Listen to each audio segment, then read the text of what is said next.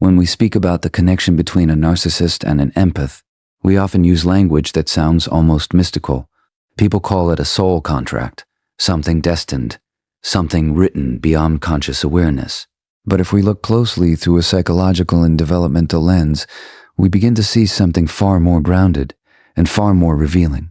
What appears to be a profound, almost spiritual bond is in many cases an unconscious agreement between two wounded nervous systems. When we begin to explore what draws an empath and a narcissist together, we have to move away from the idea that these connections are sluchayani or purely based on conscious choice. Human beings like to believe that they are rational actors in their relationships, that they choose based on compatibility, values, or even attraction. But in truth, much of what governs our deepest bonds lies beneath awareness. What we are really witnessing in these dynamics is the meeting of two nervous systems shaped by early experience. The empath, for instance, is often someone whose sensitivity did not emerge in a vacuum. It was cultivated, sometimes even demanded, by their environment. As a child, they may have learned that their safety depended on how well they could tune into others. Perhaps there was a caregiver who was emotionally unpredictable, distant, or overwhelmed. In such an environment, the child adapts. They become attuned not because it is comfortable, but because it is comfortable, but because it is necessary. They learn to read subtle cues, to anticipate needs, to suppress their own feelings in order to maintain connection. This is not pathology. It is adaptation. It is adaptation. It is intelligence in the face of emotional uncertainty. But the cost of that adaptation is that the child grows into an adult who associates love with vigilance, with giving, with self-abandonment. They don't just feel empathy. They feel responsible. Now, on the other side, we have the narcissistic individual. And again, if we look beyond the surface behaviors, the grandiosity, the need for control, the apparent lack of empathy, we find a very different story underneath. We find a human being who, at some point early in life, learned that their authentic self was not acceptable. Perhaps their vulnerability was ignored or even punished. Perhaps they were only valued when they performed, achieved, or conformed. So what does a child do in that situation? They disconnect from the parts of themselves that are not welcomed.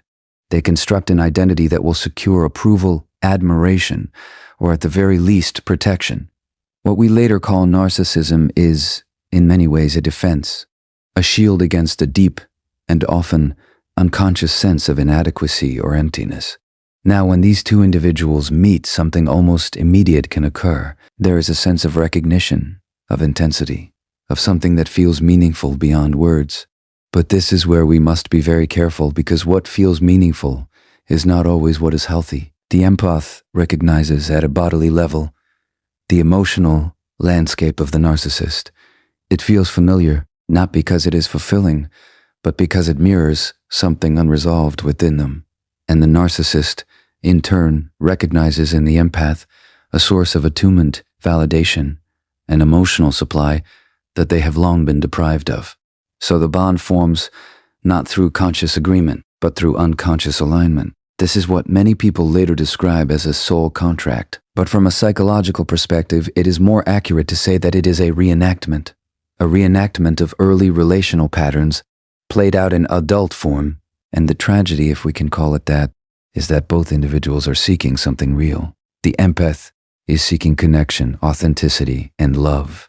The narcissist, beneath all defenses, is also seeking connection, but without the capacity to tolerate the vulnerability it requires.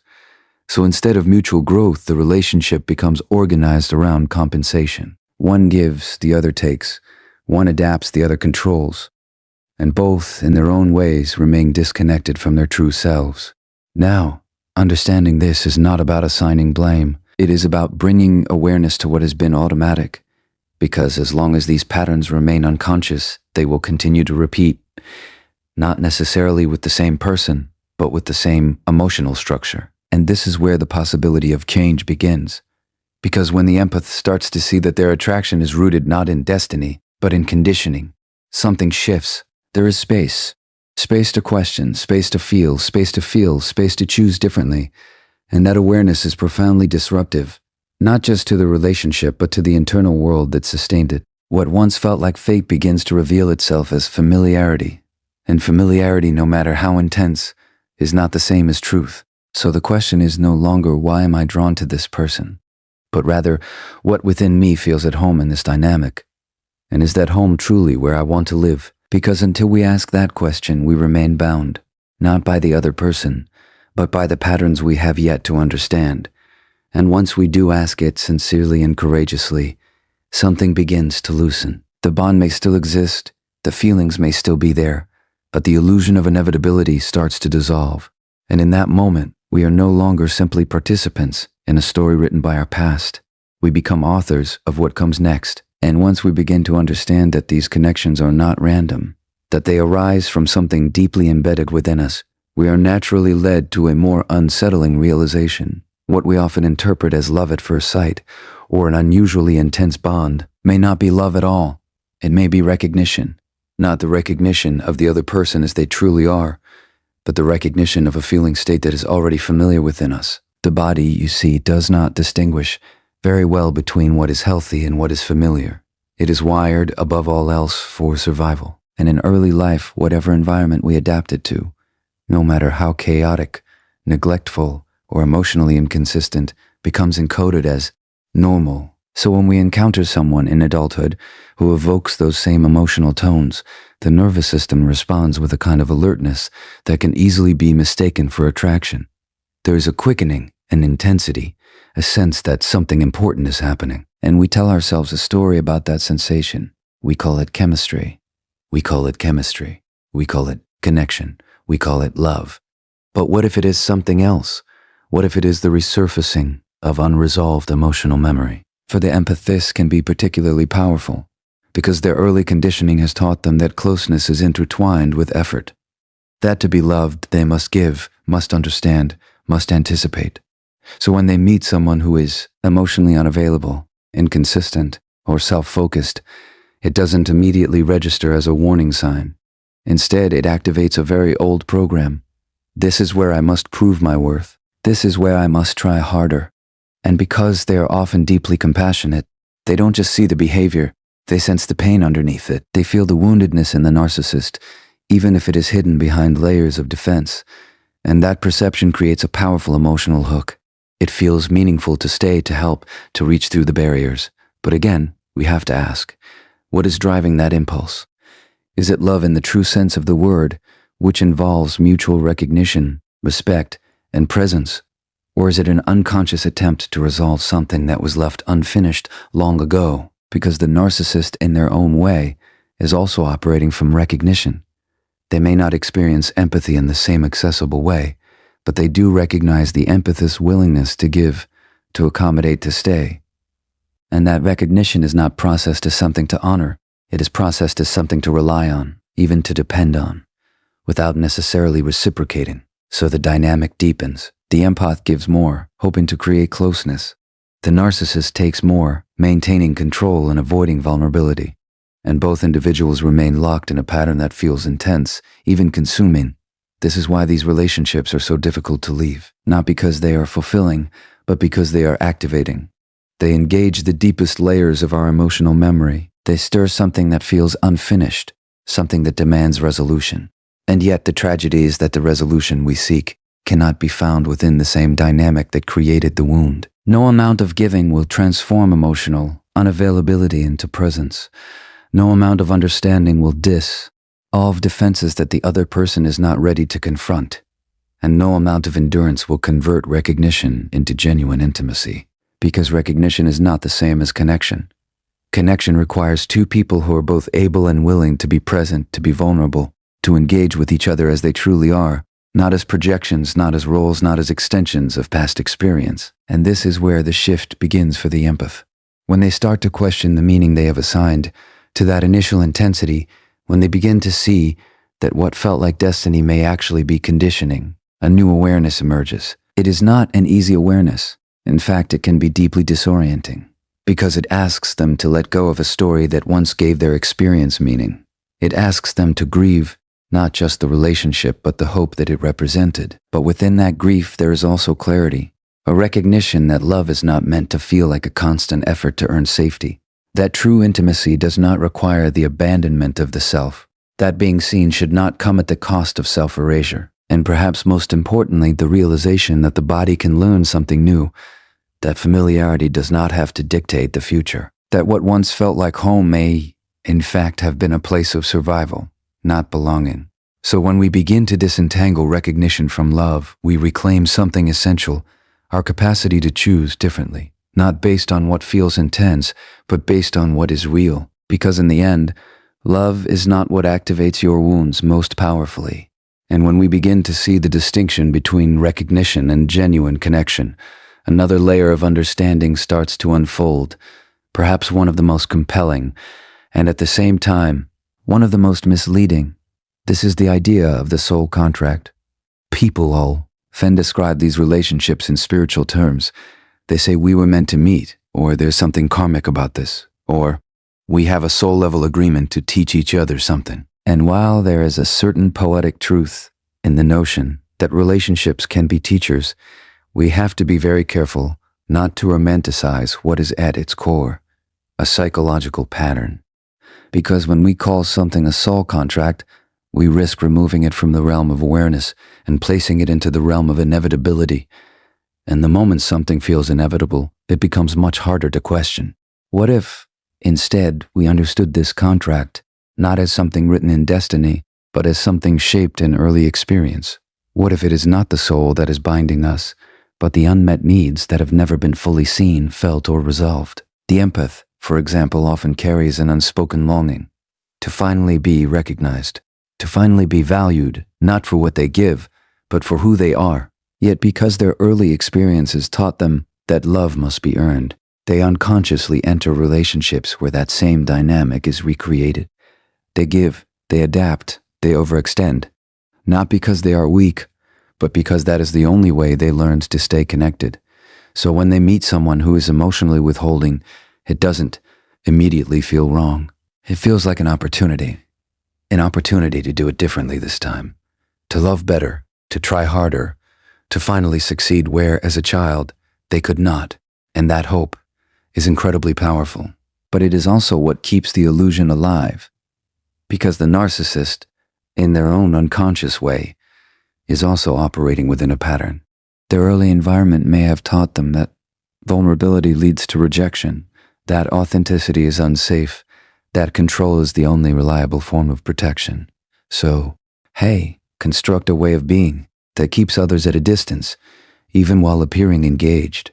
Now, when these two patterns meet, it can feel almost fated, as though each person has been perfectly positioned to fulfill something in the other. And in a sense, that is true, but not in the way we often think. They are not fulfilling each other's destiny. They are activating each other's wounds, and this is what creates the illusion of a contract. The relationship feels meaningful because it touches something deep, something unresolved, something that carries emotional weight.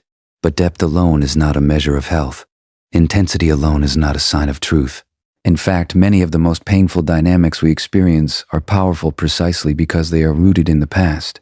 So the question becomes, what is this relationship really asking of you? Is it asking you to stay and endure, to sacrifice yourself in the hope that the other person will change?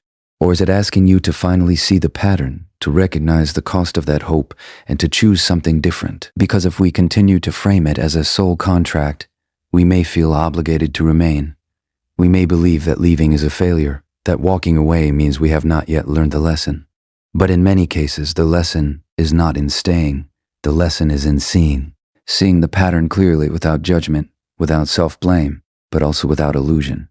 Seeing how the past has shaped our perceptions, our attractions, our definitions of love, and recognizing that awareness itself is what dissolves the contract, not time, not effort, not sacrifice, awareness, because once you truly see that what felt like destiny is actually conditioning, something shifts at a very fundamental level. The emotional grip begins to loosen. The urgency fades.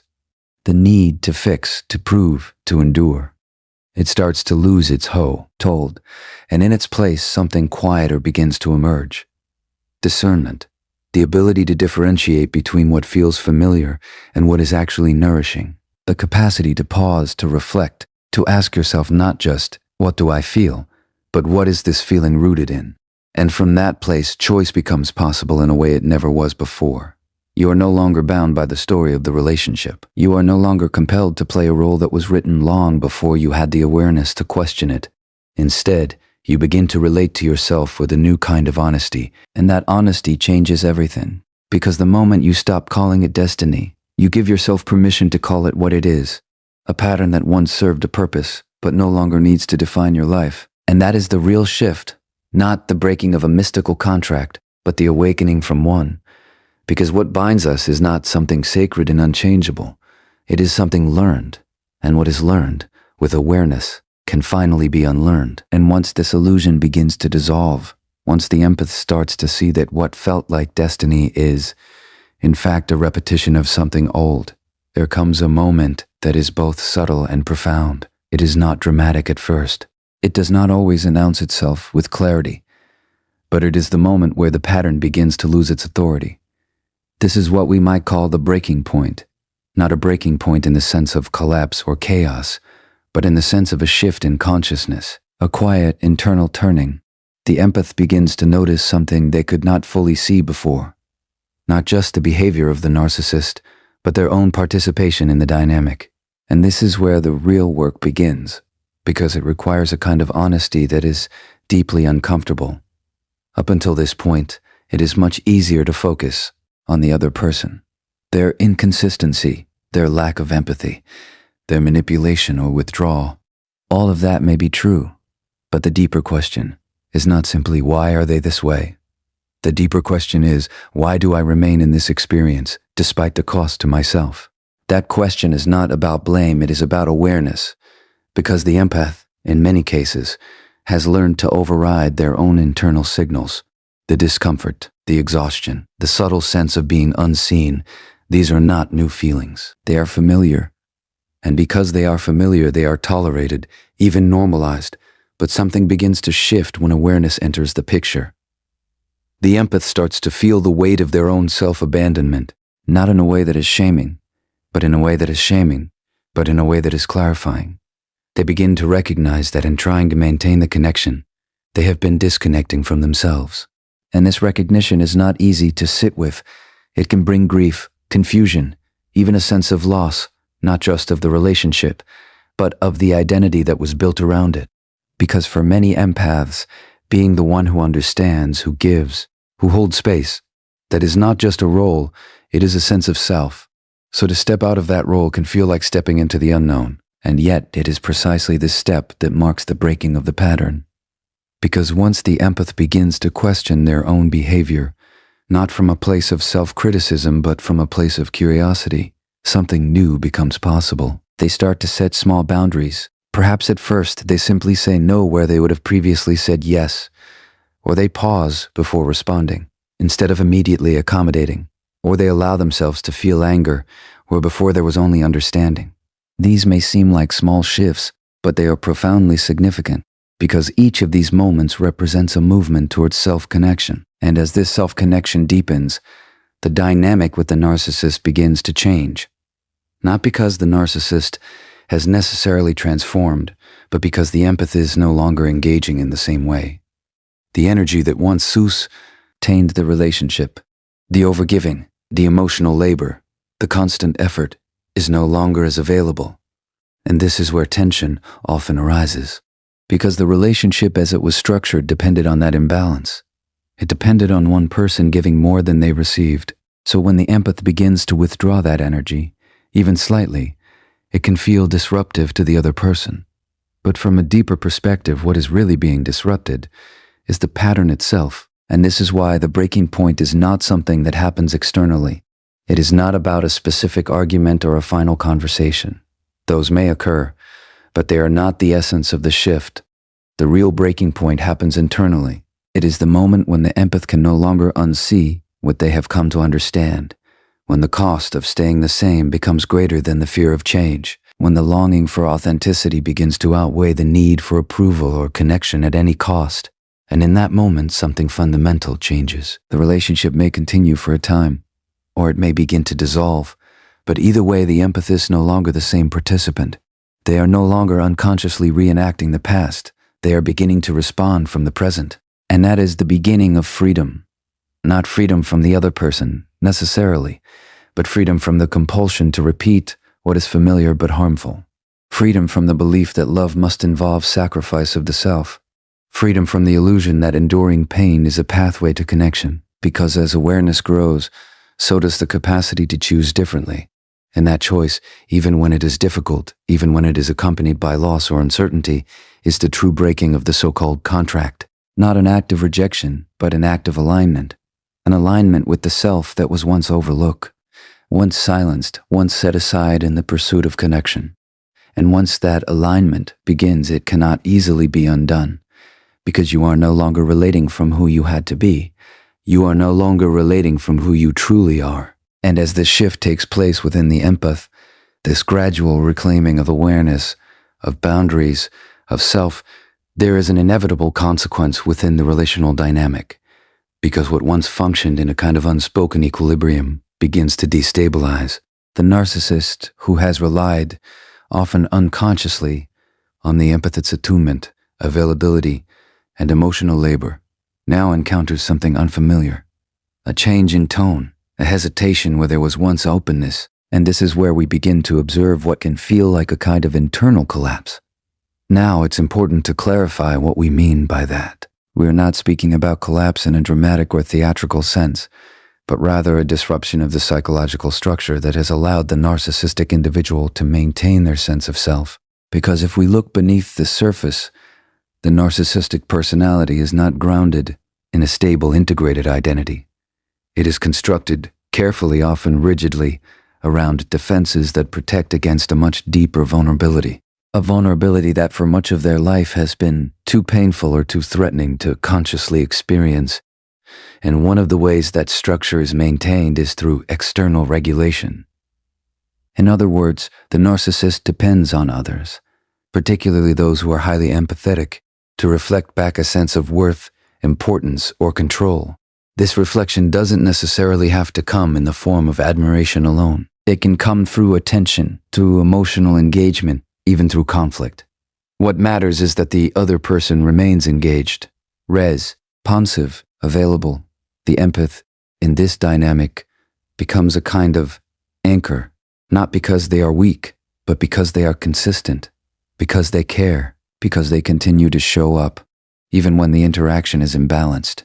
And in doing so, they provide a steady source of psychological reinforcement for the narcissist's constructed identity. So when that begins to change, when the empath withdraws, sets limits, or simply becomes less available, the narcissist is faced with something they have spent a lifetime avoiding, a loss of external regulation, and this can feel profoundly destabilizing, because without that external reflection, there is less to hold the structure in place.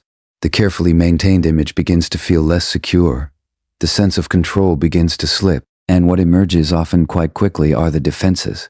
This is why we may see reactions such as anger, blame, or attempts to reassert dominance.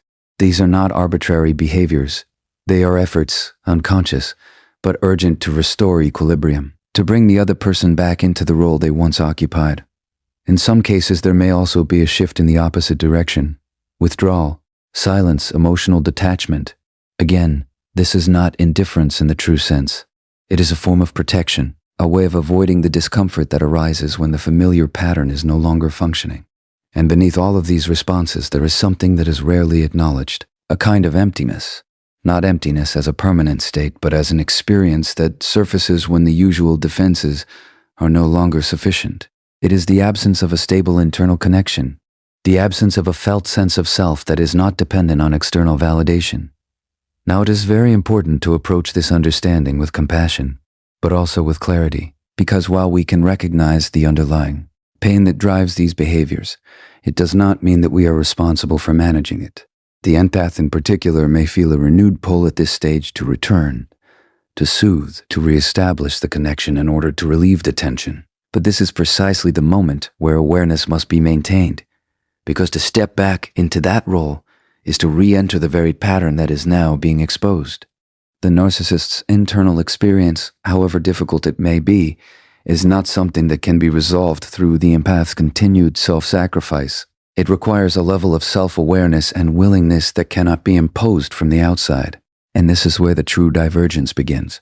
The empath, is moving toward greater consciousness, toward integration, toward authenticity. The narcissists, unless they too engage in that process, remains organized around defense. So what we witness at this stage is not just the breakdown of a relationship dynamic, but the separation of two fundamentally different trajectories, one moving toward healing, the other remaining within protection.